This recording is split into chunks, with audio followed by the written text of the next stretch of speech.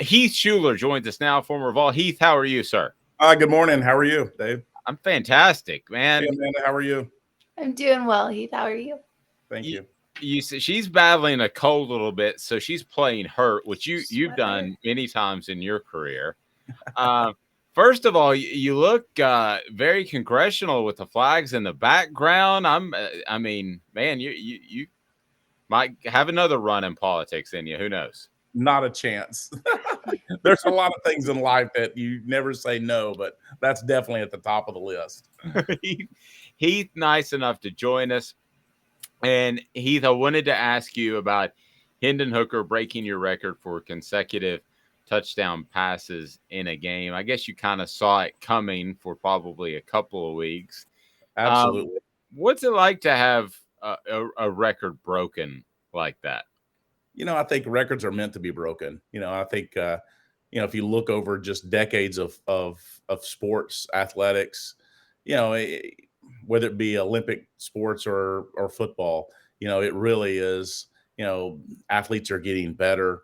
They're getting stronger. The game is changing, and I'm just very happy that it's Hendon Hooker that's actually breaking the record. I mean, what's almost survived 30 years.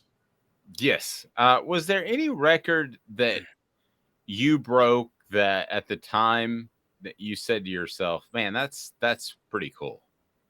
I think the consecutive touchdown passes was one that I think it was an afterthought. Wow, I didn't realize that was a record. And I think the rushing record for a quarterback was one that I enjoyed in a season. I thought that was always really, a kind of a unique. Certainly because the type of offense that we ran, it wasn't a kind of a until we got in the red zone my sophomore year. We actually ran the ball a lot and kind of ran the option with great tailbacks that we had and the great offensive line. We were able to run the ball quite a bit, and and with an option on the goal line, most important thing is if you can get in the end zone, run it. True. When you look at Hendon Hooker, I said from the get go that I saw some similarities between his play and yours, and this is way before he broke the record. But do you see any similarities between the way you guys played? Well, I think there is. I think when he sees an opening, he can utilize his legs. And hopefully, I was poised in the pocket as well. I mean, I think his composure that he keeps in the pocket is, and I think that guy kind of goes toward his toughness. I mean, you can, if you got, if you're moving your feet all the time, then you're always kind of worried about, okay, who's going to hit you. But I think he's just kind of really poised, set in the pocket. And when he sees an opening based upon the coverage, he knows when he can run and pick up a lot of yardage. And so, not only has he been able to perform with his arm, but his legs, I think, is some of the most important first downs that we've had all season long has come from his ability to run. Heath Shuler visiting with us, a former Vol and former congressman, and just an all around great dude. And Heath, I think that you guys were able to take advantage of some really talented receivers, and in doing so, it seemed like that a lot of the decision making was made simpler by the fact that you had the receivers out there. How much does that benefit? Did that benefit you, and that benefit Hendon, and able to make quick reads and quick calls and get the ball out of the pocket? Well, I think there's some similarities in the offense, not from the high tempo standpoint, but really the fast break idea of don't hold the ball, not a lot of play action passes that kind of prevent you want to get the ball out fast. And David Cutcliffe's offense was very similar. It was a quick game offense. If they give us a quick game, let's take it. If not, then let's try to hit them deep. And so I think there's a lot of similarities in the offenses, so to be able to get the ball down the field deep. My wide receivers, I mean, if you look at it, Craig Faulkner, Corey Fleming, Billy Williams, Kendrick Jones, I mean, we had some really good, but equal to that is we got to the ball to the backside of the backfield a lot during those times. I mean, Most Phillips would catch balls. He would come in on third down. You had Aaron Hayden, Little Man Stewart, Charlie Garner. I mean, it was a kind of a very we had so much talent in the backfield that they could line up at wide receiver. They caught the ball just as well as they could run the ball. So we played havoc for a lot of defenses. So I look at the offense that we had then and the offense now is the ability, because everybody thinks Tennessee's a passing offense. Well, we do pass a lot, but I think we're a very, very balanced offense. If you look at statistically, we run the ball very effectively. And when you have that type of balance, that's the keys to success offensively. You also threw a beautiful deep ball, and so does Hendon. Is that Yeah. something that is innate, or is that practice? Is that something God gifted? What is it about the deep ball and leading people and having nice arch on the ball? Well, I mean, you can practice it, no doubt. I mean, but I think there's just that certain God gift of talent, that the gift that God gives you that gives you that ability to be able to, to throw the ball, because it's not a thought process, it's a feel, And I think what Hendon does often is, he puts the ball up where receivers can adjust. It's not a flat throw. And so the more arch you can put on the football, the better. And I think that comes because Hendon has such a strong arm that he can put enough arc on it to be able for the receivers to adjust. How do you see this game with Kentucky shaping up, especially for the offense? There's a battle between a fairly decent defense and a really good offense. I think everyone sees that battle going on. But how do you see it, and what do you think Tennessee can do against this Kentucky defense? Well, I think that we'll be very productive offensively. I mean, I don't think that it's going to slow us down. Most importantly, and I say this every single week, whoever wins in the trenches wins the football game. I mean, if Hendon Hooker does not have time to throw the ball, then we're not going to be as effective as we have been in the past. So if our offensive line just continues to play the way that they have, we're going to be very successful offensively. It's really hard to match Tennessee up, and if we get Tillman back offensively, that adds another dimension that defenses are really going to have to pay close attention to. Now we got we got 4 receivers that you can throw on the field, and they can score at any time they catch the football. So I truly believe that offensively we're going to be just fine, but we have to be able to protect Hendon, and we have to be able to run the football effectively. And I think that's where, and that's Kentucky's kind of their strong spot. They've done an extremely good job this year in defending the run. Heath, how much of Tennessee's offensive success is maybe talent that we underestimated before the season as opposed to scheme and coaching? How would you break those down? Well, I think that you have to have the offense. I think that's the most important thing, the scheme, the offense, the strategy behind that, what the coaching staff has been able to do. And I think that kind of helps you develop the quality of player that you have. And I think one of the keys that it's been so successful with this coaching staff, that they see the current talent that they have, and they are designing the plays and the offense around the talent.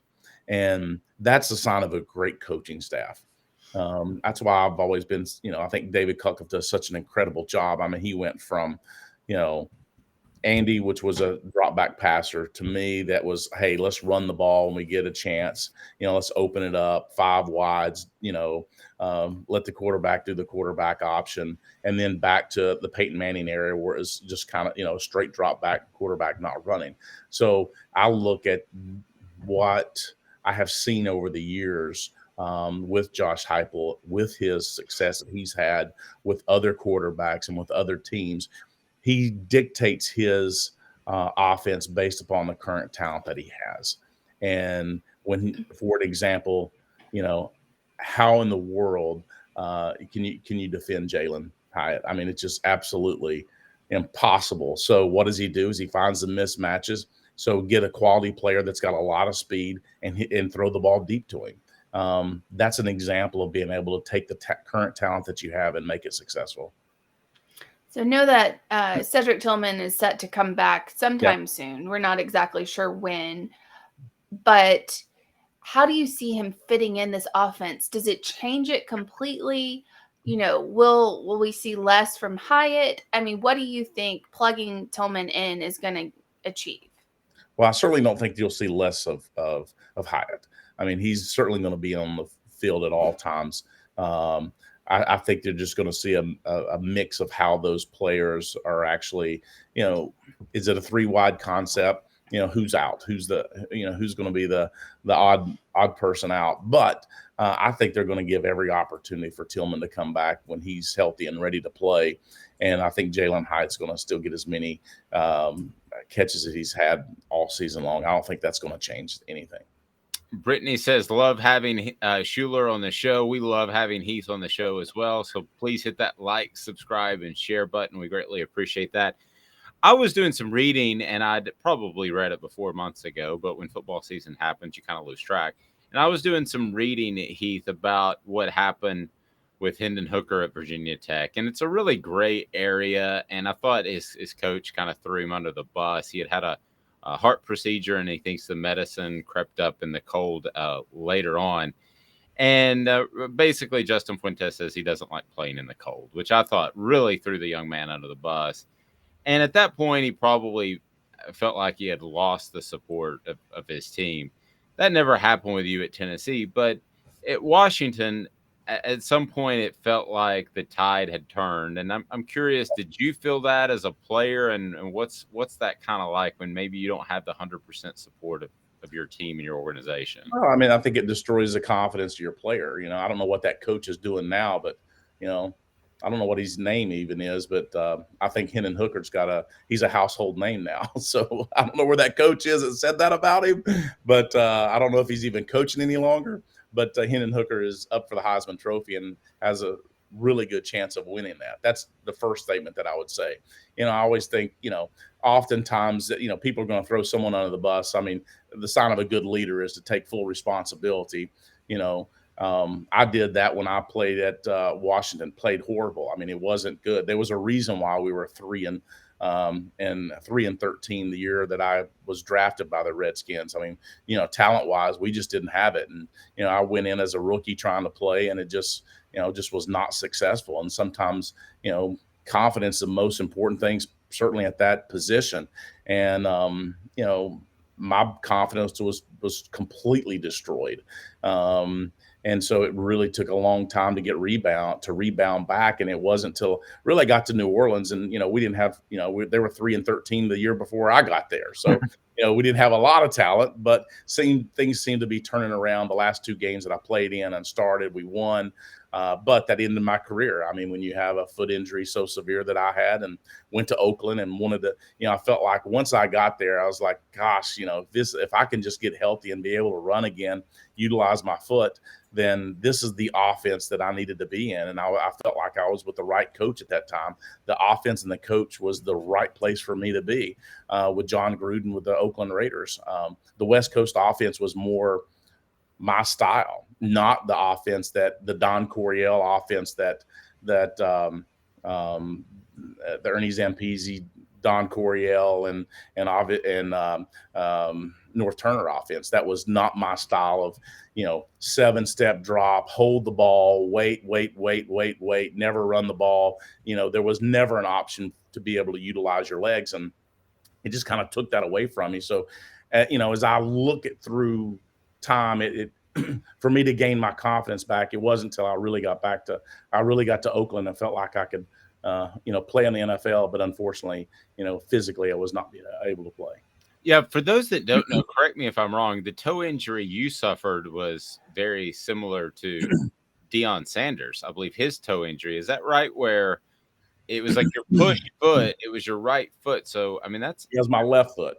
Yeah, it was my left foot. Yeah. So I dislocated all 5 of my toes at the same time. So when I was tackled, Chester McLaughlin, the Clemson grad, I remember him.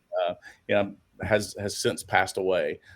Great human being, great guy. He actually, all 5 toes ended up on top of my foot. So I severed the sesamoids, had cadaver grafts. I did. They tried putting everything together. I only missed one play though, Dave. I only missed one play. Wow.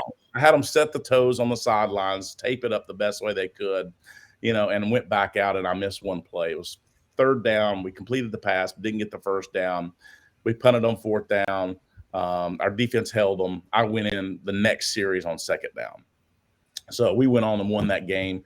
And, and played well. The next game, I went to the stadium on crutches, shot my foot up to be able to play against Detroit. And we ended up winning that game as well. Mike Ditka dislocated my toe again, but I was under Marcaine Novocaine shots, had no feeling whatsoever, felt great. Dislocated my toe again because the ligaments were just gone. And Mike Ditka took my helmet away and wouldn't let me play the second half. Really? So yeah. I wanted another shot to go back out and play because I'd gotten injured in Washington. Separated shoulder, was out for 4 or 6 weeks, and I really felt like I lost my job based upon an injury.